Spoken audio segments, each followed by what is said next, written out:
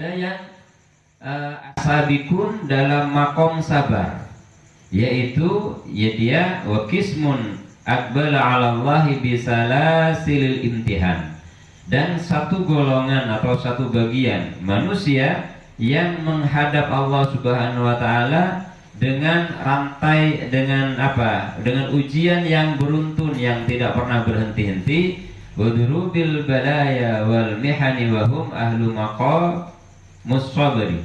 Dan jadi mereka adalah orang yang sampai pada derajat pada makom sabar. Nah, tadi jadi kalau kita ketika nyaman itu lupa kepada Allah, maka kadang untuk membuat kita ingat, kenyamanan itu diambil oleh Allah Subhanahu wa taala. Contoh sederhana, kalau kita misalkan sehat tidak ingat sama Allah, maka biasanya ketika sakit itu ingat kepada Allah. Tapi ada yang parah, sehatnya tidak ingat kepada Allah untuk bersyukur kepadanya, sakitnya juga tidak sabar kepada ujiannya Allah Subhanahu wa taala. Kenapa? Karena ketika dia sakit, yang dia ingat pertama itu bukan Allah, tapi obat. Harusnya kalau kita manusia dan sadar kita hamba, maka ketika kita sakit itu faida maridtu fahuwa yashfin. Kalau aku sakit, katanya Nabi Ibrahim, peristiwa yang dialami oleh Nabi Ibrahim, faida maridtu fahuwa yashfin. Jika aku telah sakit, artinya apa? Yang membuat kita sakit diri kita sendiri. Tadi, jadi karena kita dikasih nikmat itu tidak bersyukur dan dekat kepada Allah, maka itu artinya kita menginginkan nikmat itu hilang. Jadi dalam makalah yang kedua, dalam hikmah yang kedua, siapapun yang diberi karunia, siapapun yang diberi nikmat oleh Allah Subhanahu wa taala dan tidak mensyukurinya, maka itu artinya dia sebenarnya sedang berproses minta nikmat itu untuk dicabut dan diambil oleh Allah. Jadi nikmat itu berarti akan dicabut dan diambil oleh Allah Subhanahu wa taala kalau kita tidak bisa dan tidak mampu mensyukurinya. Nah, makanya kalau yang pertama disebut dengan makom sabar, sedangkan yang kedua disebut sebagai makom syukur. Walillahi yasjudu man fis samawati wal ard tau'an wa karha. Wa qala Abu Madyan radhiyallahu an, bahwa ketika seorang hamba datang kepada Allah Subhanahu wa taala untuk taat kepadanya, bi sa'adatil arzaq wa dawamil muhafati liyarji'u ilaihi bi ni'matihi. Jadi kalau seorang hamba dengan banyaknya karunia kemudian dia menjadi baik, menjadi bersyukur dan semuanya dia jadikan sebagai sarana untuk berbuat baik, maka katanya Abu Madyan, Allah, maka dia berarti kembali kepadanya, liyarji'u ilaihi bi ni'mati. Kalau seorang hamba dikasih nikmat, kasih karunia, terus kemudian karunia dan nikmat ini yang apapun bentuknya membuat dia tambah baik, baik secara sosial, baik secara ruhani, maka Allah akan kembali kepadanya dengan apa? Bi ni'matihi, dengan nikmatnya. Artinya nikmatnya itu akan ditambah. La in syakartum la azidannakum wa la in kafartum inna adabi lasyadid. Makanya kalau urusan nikmat Allah Ta'ala itu sudah banyak berkisah di dalam Al-Quran. Contohnya kaum-kaum terdahulu, mereka yang ingkar kepada Allah Subhanahu wa Ta'ala, endingnya akhirnya nggak ada yang nyaman.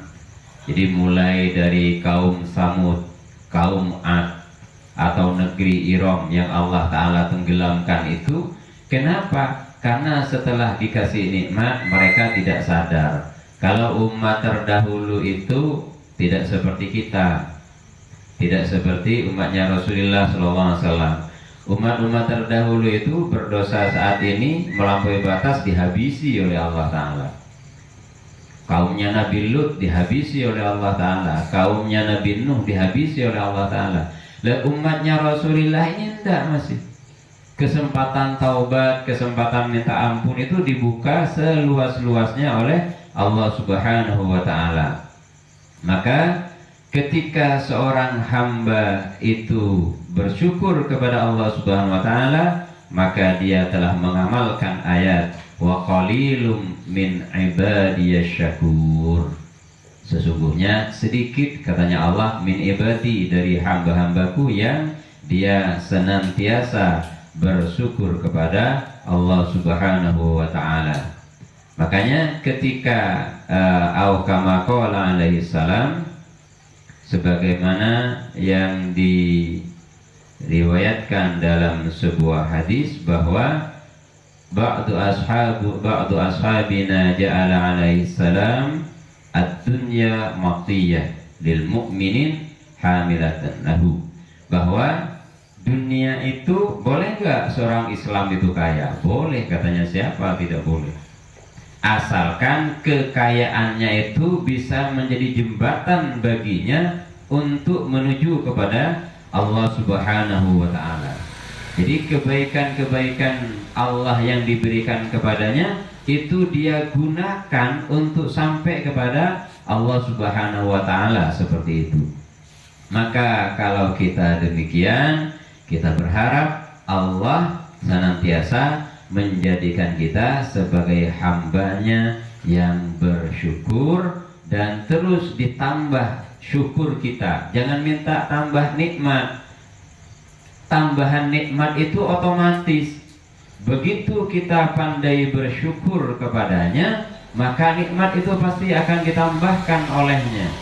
Namun ketika seorang hamba itu ingkar kepadanya, kepada nikmat Allah Subhanahu wa Ta'ala, makanya bahasa Quran wala in kafartum, kalau kamu kafir.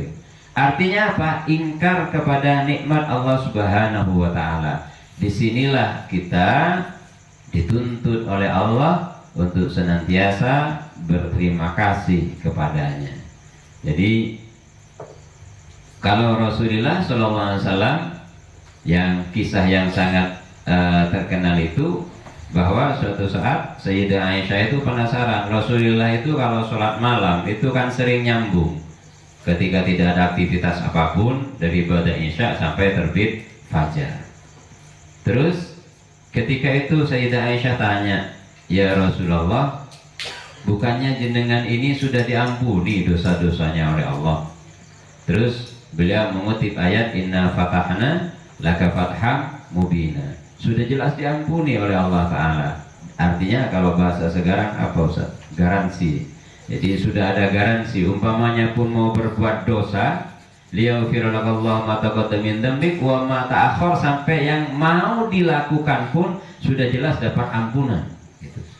Artinya apapun yang akan dilakukan oleh Rasulullah itu tidak akan berefek kepada dosa. Kenapa? Karena beliau manusia kosong, manusia yang sudah tidak terikat oleh hukum dan syariat. Manusia, buktinya apa? Buktinya kalau sudah ada dosa, berarti orang itu sudah tidak ada hukum dan syariat yang berlaku kepada beliaunya. Kalau Rasulullah mengawinkan seorang perempuan dengan seorang laki-laki tanpa izin walinya boleh. Itu Nabi, tapi itu khususiyah. Itu keistimewaannya beliau. Kenapa? Karena beliau adalah Abul Arwah, bapaknya seluruh ruh. Maka kemudian ketika ada seorang gadis dinikahkan oleh Nabi tanpa izin bapaknya, boleh kalau Nabi. Kenapa? Itu khususiyahnya. Nah, itu bukti bahwa beliau tidak diikat oleh hukum untuk dirinya. Untuk pribadinya Rasulullah tidak diikat oleh hukum. Hukum muncul dosa dan pahala bagi kita yang masih terikat oleh hukum. Kalau Rasulullah itu sudah jelas. Jadi liyaghfiralakallahu ma taqaddama min dzambika wa ma ta'akhkhar wa yutimma, dan disempurnakan nikmatahu 'alaik wa yahdiyaka siratan mustaqima. Maka oleh Rasulullah, apakah itu kemudian membuat beliau menjadi terlena? Tidak. Kalau kita dapat wahyu demikian, insya Allah pensiun sholatnya. Kalau Rasulullah sudah enggak. Jadi beliau bukan tambah males sampai hatta tawarramat qadama, sampai kaki beliau tuh bengkak, bahasa Maduranya, gara-gara lamanya berdiri. Seperti Sayyidina Utsman kalau sholat malam kan suratnya Al-Baqarah sampai An-Nas. Kalau sholat malam, ya wajar sampai bengkak kakinya. Tapi ketika ditanya demikian oleh Sayyidah Aisyah, kalau Rasulullah, ya Rasulullah, kok sampai bengkak kakinya jenengan? Kan jenengan sudah diampuni dosa-dosanya. Beliau menjawab, afala akuna abdan syakura wa qalilum min ibadiyah syakur. Aku hanya pengen dicatat sebagai hamba-hambanya yang bersyukur. Kenapa wahai Aisyah? Karena sedikit sekali hamba-hamba Allah itu yang pandai bersyukur kepadanya, pandai berterima kasih.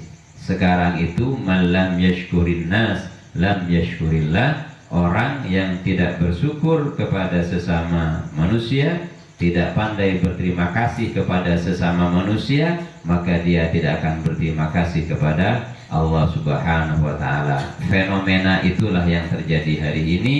Yang ada bukan berterima kasih, tetapi yang banyak adalah saling menyalahkan.